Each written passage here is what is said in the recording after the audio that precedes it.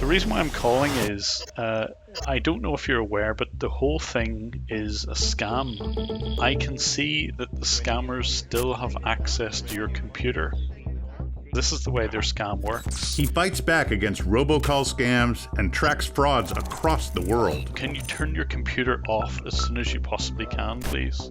He's not a detective, he's not a cybersecurity professional, but he is a tech-savvy engineer who's been turning the tables on robocallers and scammers. I don't know how much you bought, but just stop right now. $3,000. And then he took my $17,000 out of my account. I'm going to try and find out exactly who they are, and eventually try to get something done about them. He's known on YouTube as Jim Browning. There he posts videos of real-time tech support scams, refund scams, IRS scams, and many other techniques used to defraud people out of their money.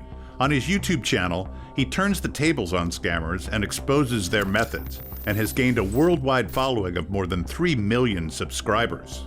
Yet for all the acclaim, the man is totally unknown. His name is not Jim Browning. Here's where he works, but we can't tell you where he is or show you his face, for obvious reasons. He's helped lead authorities to fraud boiler rooms, resulting in the takedown of major operations. The scammers would like nothing more than to expose him.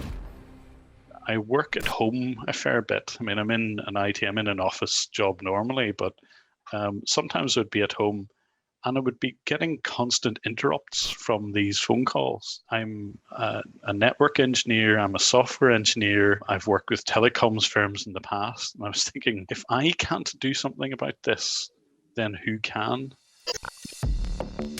Jim began engaging the telemarketers, trying to learn their tricks. Are you in San Jose or not? Definitely, sir. Okay. Can you name me one restaurant in San Jose?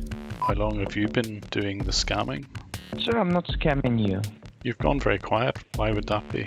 How can you define me that I'm a scammer? Well, you've been lying to me the whole time. He realized he could reverse engineer the scammers' methods and, using their own tools, see what was on their computers. He could see their cameras too. He was literally inside their networks, and he began recording videos of their computer activity and their personal computer cameras and closed-circuit cameras inside the boiler rooms. He could now get a full picture of what was going on, one that had never been seen before. It's really like a magician smoking mirrors. If you have a look closely, you can see what's going on. As he watched and listened, he became even more outraged as he observed scenes like this one, where a group of scammers gathered to laugh at a victim who's at the end of his rope. Suffer from depression. No, sir. Everything will be okay. Don't worry, okay? Yes. Now, promise me you won't cry again, okay? He also intervenes when he can, preventing the transfer of money to the criminals. Hello. Hello, Annette. You are being scammed, okay? And this is not some random hacker. This is somebody trying to warn you not to move money. Banks will always say never move money because you're going to be scammed. When he comes across a swindle happening in real time, he frantically searches for a phone number to call the potential victim, hoping he can persuade them not to follow the scammer's instructions to transfer money, buy gift cards, or mail cash wrapped in tinfoil. Well, first we tried to transfer it. That didn't work last night, so I went and got cash. They want me to put it in a box and send it FedEx. Please, please, please do not send cash to anyone. That is your own money.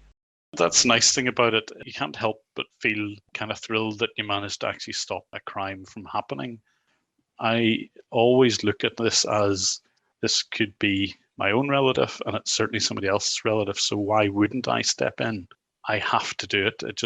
I couldn't live with myself if I didn't try to do something about it.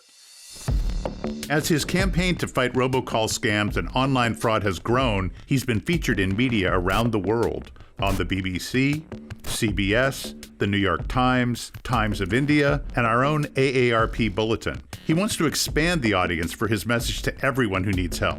It's a fascinating subject. The techniques that they use, the way that they manipulate people, although it's horrible to look at sometimes, nevertheless, it's actually quite an interesting subject when you get down to it. What started as a hobby to get back at annoying phone calls has become a calling to educate everyone about these crimes. I'm hoping that eventually the channel will bring enough awareness of scams that people will recognize them almost immediately. And even if they change the wording slightly, which they do, people will just recognize it and hang up on them. You know what? This is ridiculous. Man, just